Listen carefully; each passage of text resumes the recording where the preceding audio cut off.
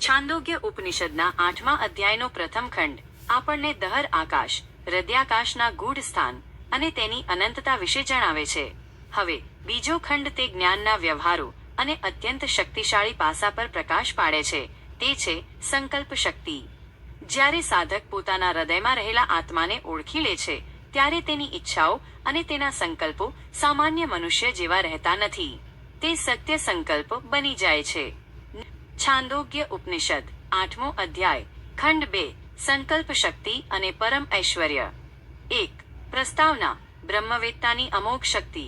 પ્રથમ ખંડમાં આપણે જોયું કે આત્મા સત્યકામ અને સત્ય સંકલ્પ છે. બીજા ખંડમાં ઋષિ સમજાવે છે કે જે મનુષ્ય આ આત્માને સાક્ષાત્કાર કરી લે છે, તેની અવસ્થા કેવી હોય છે. સામાન્ય માણસને કશું મેળવવા માટે ખૂબ મહેનત કરવી પડે છે, છતાં તેને સફળતા મળે જ તેની ખાતરી હોતી નથી. પરંતુ જે આત્મજ્ઞાની છે, તેના માટે માત્ર સંકલ્પ, વિચાર જ પૂરતો છે. આ ખંડમાં 10 શ્લોકો દ્વારા અલગ અલગ સુખ અને લોકોની પ્રાપ્તિનું વર્ણન છે, જે સાધકની આંતરિક સ્વતંત્રતા અને સામર્થ્યને દર્શાવે છે. 2. સંકલ્પથી વિભિન્ન લોકની પ્રાપ્તિ. શ્લોકવાર વિશ્લેષણ. જ્યારે જ્ઞાની પુરુષ શરીર છોડીને અથવા જીવિત અવસ્થામાં પણ આત્મ સ્વરૂપમાં સ્થિત થાય છે, ત્યારે તેની શક્તિઓનું વર્ણન અહીં છે. 2. 1. પિતૃલોકની પ્રાપ્તિ. સ યદિ પિતૃલોક કામો ભવતી સંકલ્પા દેવ અસ્ય પિતરઃ સમુત્તિષ્ઠન્તિ. જો તે જ્ઞાનીને પોતાના પિતૃઓને વડવાઓને મળવાની ઈચ્છા થાય, તો તેણે ક્યાંય જવું પડતું નથી. માત્ર તેના મનમાં વિચાર, સંકલ્પ આવતા જ પિતૃઓ તેની સમક્ષ પ્રગટ થાય છે.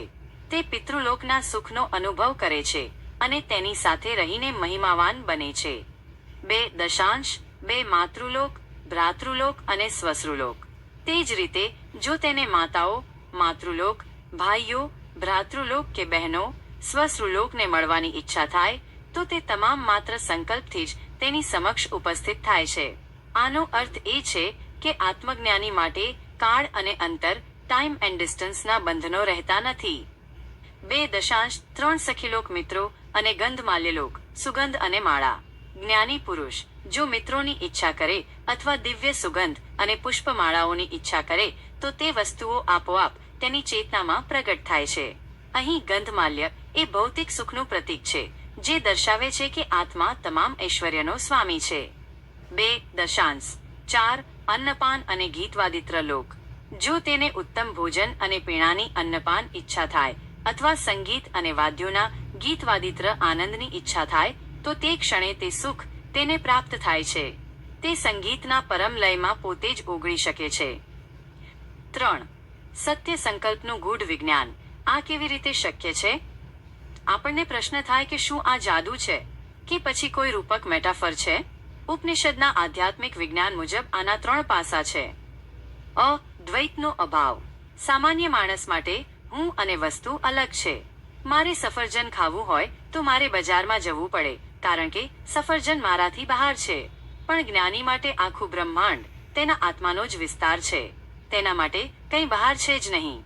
જ્યારે બધું જ તમારી અંદર હોય, ત્યારે તેને પ્રગટ કરવા માટે માત્ર એક ઈચ્છા જ પૂરતી છે. બી. શુદ્ધ સત્વગુણ. આપણા સંકલ્પો કેમ પૂરા નથી થતા? કારણ કે આપણું મન રજોગુણ અને તમોગુણથી ભરેલું છે. તેમાં અનેક વિરોધી વિચારો ચાલતા હોય છે. જ્ઞાનીનું મન આહાર શુદ્ધિ દ્વારા અત્યંત નિર્મળ થઈ ગયું હોય છે. શુદ્ધ મનમાં ઉઠેલો સંકલ્પ વીજળીના વેગ જેવો હોય છે, જે સીધો જ બ્રહ્માંડના ચૈતન્ય સાથે જોડાયેલો હોય છે. ક. સત્યકામ અવસ્થા. જ્ઞાનીની ઈચ્છાઓ સ્વાર્થ માટે નથી હોતી. તે આત્માના આનંદના ઉમળકા રૂપે હોય છે. તેથી પ્રકૃતિ પોતે જ એ ઈચ્છાઓને પૂર્ણ કરવા માટે આતુર હોય છે. 4. સ્વરાજ્ય અને સ્વતંત્રતા, સોવરેન્ટી. આ ખંડનો સૌથી મહત્વનો બોધ એ છે કે આત્મા સ્વરાડ છે.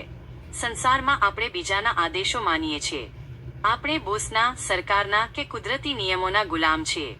આને અતત કામ કહેવાય. પણ જે આત્મામાં સ્થિત છે, તે પોતે જ નિયમો બનાવનાર છે. તે પોતાની સૃષ્ટિનો રાજા છે. યમ યમંતમભિકામો ભવતી તેન સંપન્નો મહ્યતે. તે જે વિષયની કામના કરે છે, તે પ્રાપ્ત કરીને તે મહિમાવાન બને છે. 5. તુલનાત્મક કોષ્ટક. અજ્ઞાનીનો સંકલ્પ વિરુદ્ધ જ્ઞાનીનો સંકલ્પ. પાસું. સામાન્ય મનુષ્ય, અજ્ઞાની, આત્મજ્ઞાની. સત્ય સંકલ્પ. સાધન. શારીરિક શ્રમ અને સાધનોની જરૂર પડે છે, માત્ર માનસિક સંકલ્પ જ પૂરતો છે. સફળતા. અનિશ્ચિત, નસીબ કે પરિસ્થિતિ પર આધારિત, નિશ્ચિત અને તાત્કાલિક. આધાર. બાહ્ય જગત પર નિર્ભરતા, આંતરિક આત્મા પર નિર્ભરતા. ઈચ્છાનો પ્રકાર. ક્ષણિક અને દુઃખદાયક તૃષ્ણાઓ, આત્માના આનંદનું સહજ સ્ફુરણ. પરિણામ. બંધન, અટેચમેન્ટ, મુક્તિ અને મહિમા, ગ્લોરી. 6. વ્યવહારુ બોધ. આજના જીવનમાં દહર વિદ્યાનો ઉપયોગ. જો કે આ વર્ણન પરમ અવસ્થાનું છે, પણ એક સાધક તરીકે આપણે તેમાંથી શું શીખી શકીએ? 1. વિચારોની શુદ્ધિ. જો આપણે આપણા વિચારોને સત્ય અને અહિંસા પર આધારિત કરીએ તો આપણી સંકલ્પ શક્તિ વધવા લાગે છે. 2. આંતરિક સંતોષ. જે સુખ આપણે બહાર શોધીએ છીએ તે વાસ્તવમાં આપણી અંદર જ બીજ રૂપે રહેલું છે, તે વાત પર શ્રદ્ધા રાખવી. 3. મનન.